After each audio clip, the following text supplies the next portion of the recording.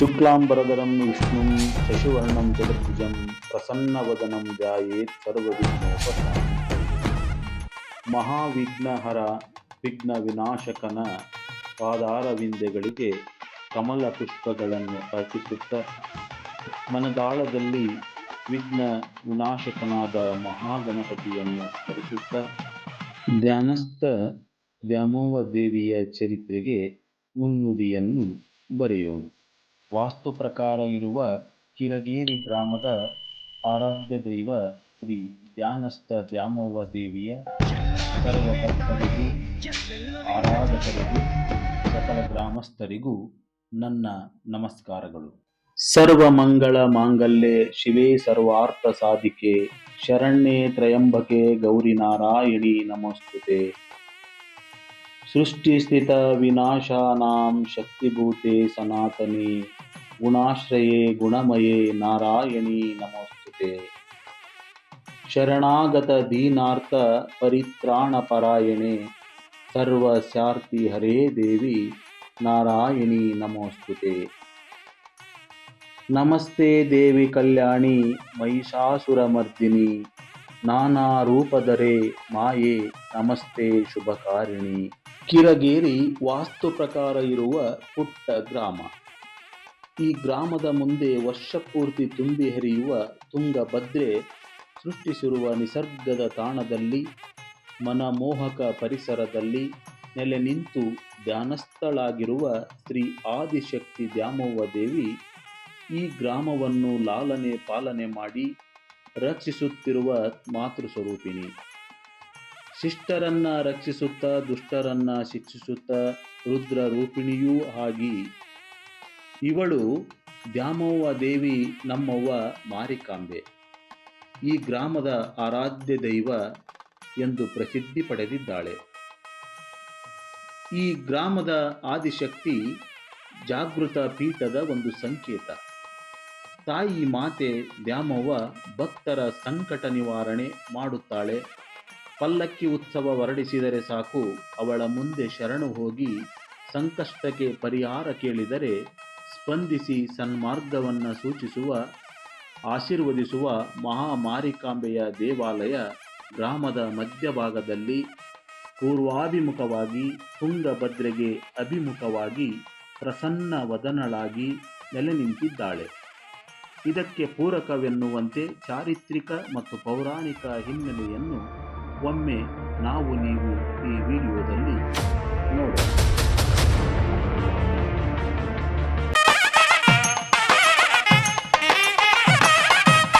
ದೇವಿ ಪಾರ್ವತಿಯ ಅವತಾರಗಳು 1, 2 ಅಲ್ಲ, 100 ಅವತಾರಗಳನ್ನು ತಾಳಿ ಲೋಕ ಕಲ್ಯಾಣವನ್ನು ಮಾಡುತ್ತಾ ಮಾತೆ ಆದಿಶಕ್ತಿ ಇಂದಿಗೂ ಭಕ್ತರ ಮನದಲ್ಲಿ ಮನೆಯಲ್ಲಿ ವಾಸಿಸುತ್ತಾ ಇದ್ದಾಳೆ ನಮ್ಮಮ್ಮ ಮಾರಿಕಾಂಬೆ ಮಾರೆಮ್ಮ ದೇವಿ.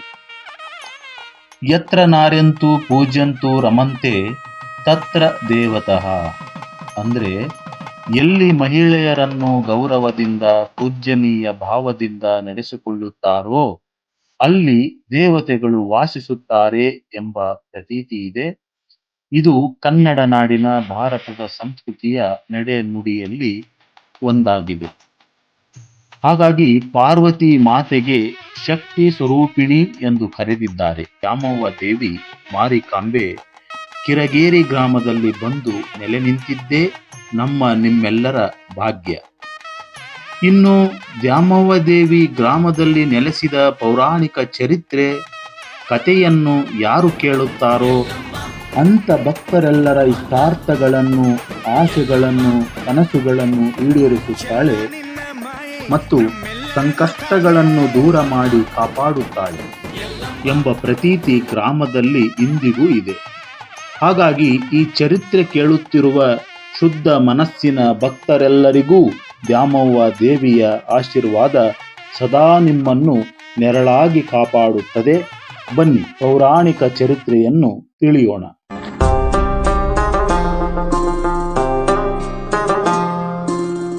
ಶುಕ್ಲಾಂಬರಧರಂ ವಿಷ್ಣುಂ ಶಶಿವರ್ಣಂ ಚತುರ್ಭುಜಂ ಪ್ರಸನ್ನವದನಂ ಧ್ಯಾಯೇತ್ ಸರ್ವವಿಘ್ನೋಪಶಾಂತಯೇ. ಈ ಚರಿತ್ರೆಯನ್ನ ಭಕ್ತಿಪೂರ್ವಕವಾಗಿ ಶಿಷ್ಟಾಚಾರದಿಂದ ಆಲಿಸುತ್ತಿರುವ ಸರ್ವ ಸಹೃದಯ ಭಕ್ತಾದಿಗಳಿಗೆ ಆದಿಶಕ್ತಿಯ ಶ್ರೀರಕ್ಷೆ ಹಾಗೂ ಕೃಪಾಕಟಾಕ್ಷ ಲಭಿಸಲಿ. ಸರ್ವೇ ಜನ ಸುಖಿನಃ ಸರ್ವೇ ಸಂತು ನಿರಾಮಯ ಸರ್ವೇ ಭದ್ರಾಣಿ ಪಶ್ಯಂತು ಮಾ ಕಶ್ಚಿತ್ ದುಃಖ ಭಾಗ ಭವೇತ್. ಯುಗಗಳು 4: ಕೃತಾಯುಗ, ತ್ರೈತಾಯುಗ, ದ್ವಾಪರಯುಗ, ಕಲಿಯುಗ. ಹೀಗೆ ಕೃತಾಯುಗದಲ್ಲಿ ರಕ್ತ ಬೀಜಾಸುರನೆಂಬ ಅಸುರ ರಾಕ್ಷಸನ ಕ್ರೌರ್ಯವನ್ನು ತಾಳಲಾರದೆ ದೇವಾನುದೇವತೆಗಳು ಸ್ವರ್ಗಸ್ಥವಾಸಿಯಾದ ಇಂದ್ರನ ಸಾರಥ್ಯದಲ್ಲಿ ಮಹಾಮಾಯೆ ಪಾರ್ವತಿ, ಭದ್ರಕಾಳಿ, ಪರಮೇಶ್ವರ ಪ್ರಾಣವಲ್ಲದೆ ಲೋಕಕಂಟಕ ನಿವಾರಣೆ ಮಾರಿಕಾಂಬೆ ಶ್ರೀ ಆದಿಶಕ್ತಿಯನ್ನ ಕುರಿತು ಹೀಗೆ ಪ್ರಾರ್ಥನೆ ಮಾಡುತ್ತಾರೆ. ಸರ್ವ ಮಂಗಳ ಮಾಂಗಲ್ಯೆ ಶಿವೆ ಸರ್ವಾರ್ಥ ಸಾಧಿಕೆ ಶರಣ್ಯೆ ತ್ರಯಂಬಕೆ ಗೌರಿ ನಾರಾಯಣಿ ನಮೋಸ್ತುತೆ. ಸೃಷ್ಟಿ ಸ್ಥಿತ ವಿನಾಶಾನಾಂ ಶಕ್ತಿಭೂತೆ ಸನಾತನಿ ಗುಣಾಶ್ರಯೇ ಗುಣಮಯೇ ನಾರಾಯಣಿ ನಮೋಸ್ತುತೆ. ಶರಣಾಗತ ದೀನಾರ್ಥ ಪರಿತ್ರಾಣ ಪರಾಯಣೆ ಸರ್ವಸ್ಯಾರ್ಥಿ ಹರೇ ದೇವಿ ನಾರಾಯಣಿ ನಮೋಸ್ತುತೆ. ಈ ರೀತಿಯಾಗಿ ಪ್ರಾರ್ಥಿಸುತ್ತ ಕೈಲಾಸ ಪರ್ವತದಲ್ಲಿ ಧ್ಯಾನಸ್ಥನಾಗಿದ್ದ ಪರಶಿವನಾದ ಪರಮೇಶ್ವರನಲ್ಲಿಗೆ ಬಂದು ಅಸುರನಾದ ರಕ್ತ ಬೀಜಾಸುರನ ಕ್ರೌರ್ಯವನ್ನು ನಿವೇದಿಸಿ ರಕ್ತ ಬೀಜಾಸುರನನ್ನ ಸಂಹರಿಸಿ ಲೋಕ ಕಲ್ಯಾಣವನ್ನುಂಟು ಮಾಡುವ ಮಹತ್ ಕಾರ್ಯ ಶ್ರೀ ಆದಿಶಕ್ತಿ ಮಹಾಮಾಯೆ ಪಾರ್ವತಿ ದೇವಿಯಿಂದ ಮಾತ್ರ ಸಾಧ್ಯ ಎಂಬುದಾಗಿ ದೇವಾನುದೇವತೆಗಳೆಲ್ಲ ಪರಿಪರಿಯಾಗಿ ಬೇಡಿಕೊಂಡಾಗ ಪರಶಿವನಾದ ಮಹಾದೇವ ಭದ್ರಕಾಳಿಯ ಅವತಾರವನ್ನ ತಾಳಿ ರಕ್ತ ಬೀಜಾಸುರನ ಸಂಹರಿಸಬೇಕೆಂದು ಪಾರ್ವತಿಗೆ ಆಜ್ಞೆಯನ್ನ ಮಾಡಿ ಅದರಿಂದಾಗುವ ಲೋಕ ಕಲ್ಯಾಣದ ಪರೋಪಕಾರವನ್ನ ಪಾರ್ವತಿ ದೇವಿಗೆ ಮನವರಿಕೆಯನ್ನ ಮಾಡಿ ಪಾರ್ವತಿ ದೇವಿಗೆ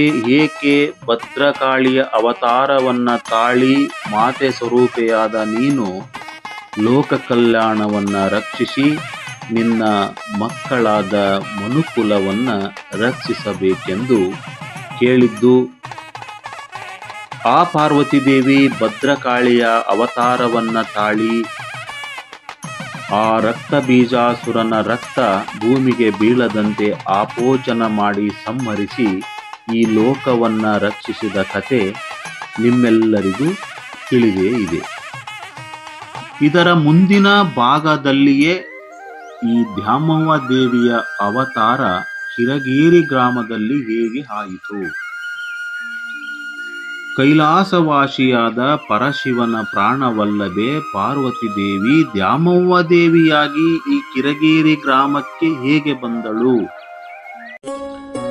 ಇದೊಂದು ದೈವಿ ಸನ್ನಿಧಾನದಲ್ಲಿ ನೆಲೆ ನಿಂತು ಧ್ಯಾನಸ್ಥಳಾದ ದ್ಯಾಮವ್ವ ದೇವಿಯ ಪರಮಶಕ್ತಿ ಏನು, ಆ ದ್ಯಾಮವ್ವ ದೇವಿ 7 ಊರಿಗೆ ಒಡತಿಯಾಗಿ 7 ಗ್ರಾಮಗಳ ಏಳ್ಗೆಯನ್ನು ಮಾಡುತ್ತಾ ಕಿರಗೇರಿ ಗ್ರಾಮವನ್ನ ತನ್ನ ತವರು ಮನೆಯಂತೆ ಬಯಸಿ ನೆಲೆ ನಿಂತಿದ್ದೇ ಒಂದು ಮನಮೋಹಕ ದೈವಿ ಭಾವ ಮೂಡಿಸುವ ಚರಿತ್ರೆ. ಲೋಕಕಂಟಕನಾಗಿದ್ದ ರಕ್ತ ಬೀಜಾಸುರನನ್ನ ಅವನ ರಕ್ತವನ್ನ ಆಪೋಚನ ಮಾಡಿ ಭದ್ರಕಾಳಿ ಸಂಹರಿಸಿದ್ದಳು. ಆ ಭದ್ರಕಾಳಿಯ ರೌದ್ರ ರೂಪ ಶಾಂತವಾಗಿರಲಿಲ್ಲ, ಅವಳ ಕೋಪ ತಣಿದಿರಲಿಲ್ಲ, ಅವಳ ದಾಹ ಹಿಂಗಿರಲಿಲ್ಲ. ಅವಳ ಕೋಪಕ್ಕೆ ಗುಡುಗು ಸಿಡಿಲು ಮಿಂಚುಗಳು ಮಾರ್ದಲಿಸುತ್ತಿದ್ದವು. ಅವಳ ಉಸಿರು ಬಿಸಿಯಾಗಿತ್ತು. ಆ ಉಸಿರಿನ ಬೇಗೆಗೆ ಲೋಕವೇ ತಲ್ಲಣಿಸಿತ್ತು. ದೇವಾನುದೇವತೆಗಳೆಲ್ಲ ಶರಣು ಹೋಗಿದ್ದಾರೆ, ಆದರೆ ಅವಳು ಶಾಂತಳಾಗುತ್ತಿಲ್ಲ. ಇನ್ನೇನು ಮಾಡುವುದು? ಪ್ರತಿ ಬಾರಿ ಲೋಕ ಸಂಕಷ್ಟಕ್ಕೆ ಸಿಲುಕಿದಾಗಲೆಲ್ಲ ಬೋಳಶಂಕರ ಪರಮೇಶ್ವರನೇ ಗತಿಯಲ್ಲವೇ ಈ ಲೋಕಕ್ಕೆ? ಲೋಕ ಕಲ್ಯಾಣಕ್ಕಾಗಿ ಸಮುದ್ರ ಮಂಥನವಾದಾಗ ವಿಷ ಬಂದಾಗ ವಿಷವನ್ನೇ ಕುಡಿದು ವಿಷಕಂಠನಾಗಿ ಲೋಕ ಕಲ್ಯಾಣವನ್ನ ಮಾಡಿದ ಪರಶಿವನೇ ಬರಬೇಕಾಯಿತು ತನ್ನ ಸತಿಯಾದ ಭದ್ರಕಾಳಿಯನ್ನ ಶಾಂತಗೊಳಿಸಲು. ಹಾಗೆ ಭದ್ರಕಾಳಿಯನ್ನ ಶಾಂತಗೊಳಿಸಲು ಬಂದ ಪರಶಿವನು ತನ್ನನ್ನೇ ತಾನು ಭದ್ರಕಾಳಿಗೆ ನೆಲದ ಮೇಲೆ ಮಲಗಿ ಅವಳನ್ನ ತನ್ನ ಸ್ಪರ್ಶದಿಂದ ಭದ್ರಕಾಳಿಯ ಅವತಾರದಿಂದ ಪಾರ್ವತಿ ದೇವಿಯ ಅವತಾರದ ಮಹಿಮೆ ಅರ್ಥೈಸಲು ಪರಶಿವನು ಪ್ರಯತ್ನಪಟ್ಟು ಯಶಸ್ವಿಯಾದ. ಆಗ ಶಾಂತಳಾದ ಪಾರ್ವತಿ ದೇವಿಗೆ ಭದ್ರಕಾಳಿಯ ರೂಪದಲ್ಲಿರುವ ಸತಿಗೆ ಪರಶಿವನು ಹೇಳುತ್ತಾನೆ, ಭದ್ರಕಾಳಿ ಶಾಂತಳಾಗು, ನಿನ್ನಿಂದ ಲೋಕ ಕಲ್ಯಾಣವಾಗಿದೆ, ರಕ್ತ ಬೀಜಾಸುರನ ಆಪೋಚನವಾಗಿದೆ, ಲೋಕವು ಕಂಟಕದಿಂದ ಮುಕ್ತವಾಗಿದೆ, ನೀನು ಲೋಕಕ್ಕೆ ಮಾತೆಯಾಗಿದ್ದೀಯ, ನೀನು ಲೋಕಕ್ಕೆ ತಾಯಿಯಾಗಿದ್ದೀಯ, ನೀನು ಲೋಕಕ್ಕೆ ಒಂದು ಶಕ್ತಿಯಾಗಿದ್ದೀಯ, ನೀನು ಪ್ರಕೃತಿ, ನೀನು ನದಿ, ನೀನು ನೀರು, ನೀನು ಉಸಿರು, ನೀನೇ ಗಾಳಿ, ನೀನೇ ಈ ಪ್ರಪಂಚ. ಶಾಂತಳಾಗು, ನಿನ್ನಿಂದಲೇ ಈ ಲೋಕ ಎಂದು ಪರಿಪರಿಯಾಗಿ ಶಿವನು ಪಾರ್ವತಿ ದೇವಿಗೆ ಅರ್ಥೈಸಿ, ನೀನು ಲೋಕ ಕಂಟಕನಾಗಿದ್ದ ರಕ್ತ ಬೀಜಾಸುರನ ರಕ್ತವನ್ನ ಆಪೋಚನ ಮಾಡಿರುವುದರಿಂದ ನೀನು ಭಾರತ ದೇಶದ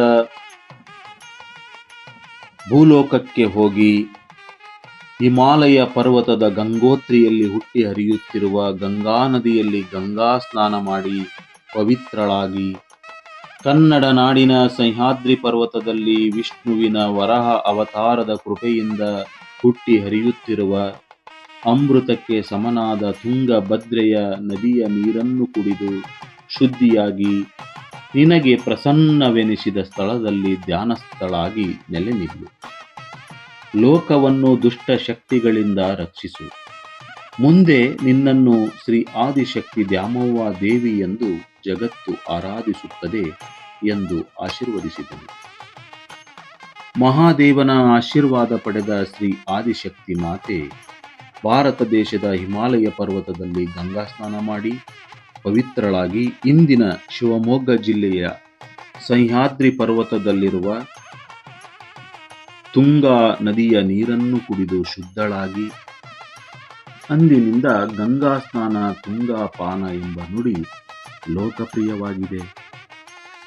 ಹಾಗೂ ಹರಿಯುವ ತುಂಗ ಭದ್ರೆಯರೊಡನೆ ಸಾಗುತ್ತಾ ಕಿರಗೇರಿಗೆ ಅಡ್ಡವಾಗಿ ಭೈರವನ ಬೆಟ್ಟದ ಬಳಿ ಬಂದಾಗ ಈ ಪುಟ್ಟ ಗ್ರಾಮದ ಆರಾಧ್ಯ ದೈವವಾಗಿರುವ ಶ್ರೀ ಕಲ್ಲೇಶ್ವರನಾಥನ ದೈವ ಸಾನ್ನಿಧ್ಯದ ಕಾವಲಿಗೆ ಈ ಬೆಟ್ಟದಲ್ಲಿದ್ದ ವಾಸವಾಗಿದ್ದ ಶ್ರೀ ಭೈರವೇಶ್ವರನನ್ನು ಮಾತೆ ಶ್ರೀ ಆದಿಶಕ್ತಿ ದಾರಿ ಬಿಡಲು ಕೇಳಿದಾಗ ತುಂಗ ಭದ್ರೆಗೆ ದಾರಿ ಬಿಡದೆ ಭೈರವ ಬೆಟ್ಟದ ಮೇಲೆ ಅಡ್ಡವಾಗಿ ಮಲಗಿದನು.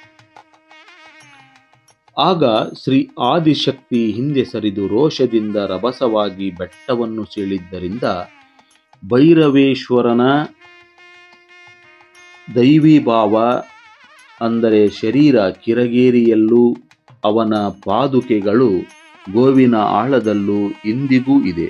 ಭಕ್ತರು ಶ್ರೀ ಭೈರವೇಶ್ವರನಿಗೆ ದೇವಾಲಯ ನಿರ್ಮಿಸಿ ಇಂದಿಗೂ ಪೂಜಿಸುತ್ತಿರುವುದು ದೇವಿ ಚರಿತ್ರೆಗೆ ಜೀವಂತ ಸಾಕ್ಷಿಯಾದರೆ, ಇಂದಿಗೂ ಆ ಬೆಟ್ಟಕ್ಕೆ ಭೈರವನ ಬೆಟ್ಟವೆಂದು ಕರೆಯುತ್ತಿರುವುದು ಜಾನಪದೀಯ ಸಾಕ್ಷಿಯಾಗಿದೆ. ಈ ರೀತಿಯಾಗಿ ಶ್ರೀ ಆದಿಶಕ್ತಿ ಮುಂದೆ ಸಾಗಿ ಶ್ರೀ ಕಲ್ಲೇಶ್ವರನಾದ ಪರಶಿವನ ಸನ್ನಿಧಾನವಾಗಿ ಪ್ರಸನ್ನವಾಗಿದ್ದ ಪುಟ್ಟ ಗ್ರಾಮ, ವಾಸ್ತು ಪ್ರಕಾರ ಇರುವ ಕಿರಗೇರಿ, ತುಂಗಾಭದ್ರ ತೀರದ ನಿಸರ್ಗದ ತಪ್ಪಲಿನಲ್ಲಿ ಮಹಾಮಾತೆ ಶ್ರೀ ಆದಿಶಕ್ತಿ ಧ್ಯಾನಸ್ಥಳಾಗಿ ಕಿರಗೇರಿಯನ್ನು ಶ್ರೀ ಆದಿಶಕ್ತಿಯ ಜಾಗೃತ ಶಕ್ತಿಪೀಠವನ್ನಾಗಿ ಮಾಡಿಕೊಂಡು ಗ್ರಾಮದ ಮಧ್ಯದಲ್ಲಿ ಅಲಂಕರಿಸಿದಳು. ಅಂದಿನಿಂದ ಕಿರಗೇರಿ ಶ್ರೀ ಆದಿಶಕ್ತಿ ದ್ಯಾಮವ್ವ ದೇವಿಯ ಸುಕ್ಷೇತ್ರ ಹಾಗೂ ಜಾಗೃತ ಶಕ್ತಿಪೀಠವಾಗಿದೆ. ಅಂದಿನಿಂದ ದ್ಯಾಮವ್ವ ದೇವಿ ಕಿರಗೇರಿಯಲ್ಲಿ ನೆಲೆ ನಿಂತು ಎಲ್ಲರಿಗೂ ಸನ್ಮಂಗಳವನ್ನುಂಟು ಮಾಡುತ್ತಾ ನೆಲೆಸಿದ್ದಾಳೆ. ದ್ಯಾಮವ್ವ ದೇವಿಯ ಪವಾಡ, ದ್ಯಾಮವ್ವ ದೇವಿಯ ಜಾಗೃತ ಶಕ್ತಿಯನ್ನ ಕಂಡು ಒಟ್ಟು ಉಳಿದ 6 ಗ್ರಾಮಗಳಲ್ಲಿ ಕೂಡ ದ್ಯಾಮವ್ವ ದೇವಿ ನೆಲೆ ನಿಲ್ಲಲು ಹೋಗುತ್ತಾಳೆ. ಹಾಗೆ ಎಲ್ಲಾ ಗ್ರಾಮಗಳಲ್ಲಿ ನೆಲೆಸಿ ಎಲ್ಲಾ ಭಕ್ತರನ್ನ ಮಾತೆಯಂತೆ ಸಲಹುತ್ತಿದ್ದಾಳೆ. ಕಿರಗೇರಿ ಮೊದಲ ಗ್ರಾಮವಾದ್ದರಿಂದ ಕಿರಗೇರಿ ದ್ಯಾಮವ್ವನ ತವರು ಮನೆ ಎಂದು ಪ್ರತೀತಿ ಇದೆ. ಇಂದಿಗೂ ಶ್ರೀ ದ್ಯಾಮವ್ವ ದೇವಿಗೆ ಕಿರಗೇರಿ ಮೊದಲ ಆದ್ಯತೆಯಾಗಿದೆ. ದ್ಯಾಮವ್ವ ದೇವಿಯ ಪೂಜಾ ವಿಧಾನಗಳನ್ನು ಭಕ್ತಿಯಿಂದ ನೆರವೇರಿಸುತ್ತಾ ಪ್ರತಿನಿತ್ಯ ಪೂಜೆ ಮಾಡುತ್ತಾ ಗ್ರಾಮಸ್ಥರು ಆರಾಧಿಸುತ್ತಾರೆ. ದ್ಯಾಮವ್ವ ದೇವಿಯ ಮಹಿಮೆ ಅಪಾರ. ಇಂದಿನವರೆಗೂ ಕಿರಗೇರಿ ಯಾವುದೇ ಆಪತ್ತಿಗೆ ಒಳಗಾಗಿಲ್ಲ. ಎಂಥ ಬರಸ್ಥಿತಿಯಲ್ಲೂ ತುಂಗಭದ್ರೆ ಬತ್ತುವುದಿಲ್ಲ.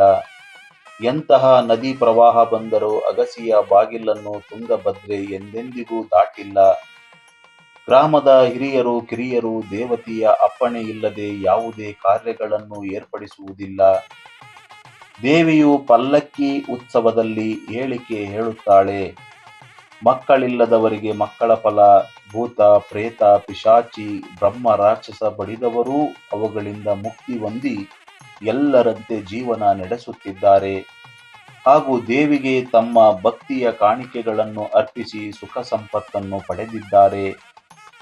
ಶ್ರೀಮಾತೆ ಪರಸ್ಥಳದ ಭಕ್ತರ ಗ್ರಾಮಗಳಿಗೆ ತೆರಳಿ ಮನೆ ಶಾಂತಿ, ಮನೆಗೆ ಕಾವು ಕಟ್ಟು ಇತ್ಯಾದಿ ಮಹಿಮಾ ಕಾರ್ಯಗಳನ್ನು ದೇವಿ ನಡೆಸುತ್ತಾ ಮಹಾತ್ಮೆಯಾಗಿದ್ದಾಳೆ. ದ್ಯಾಮವ್ವ ದೇವಿಯ ಚರಿತ್ರೆಯನ್ನು ಆಲಿಸಿದ ಎಲ್ಲ ಭಕ್ತರಿಗೂ, ಆರಾಧಕರಿಗೂ, ಗ್ರಾಮಸ್ಥರಿಗೂ ಆ ದೇವಿಯ ಕೃಪಾ ಕಟಾಕ್ಷ ಸದಾ ಇರಲಿ. ನಿಮ್ಮೆಲ್ಲರ ಕನಸುಗಳು ಈಡೇರಲಿ ಎಂದು ಹೇಳುತ್ತಾ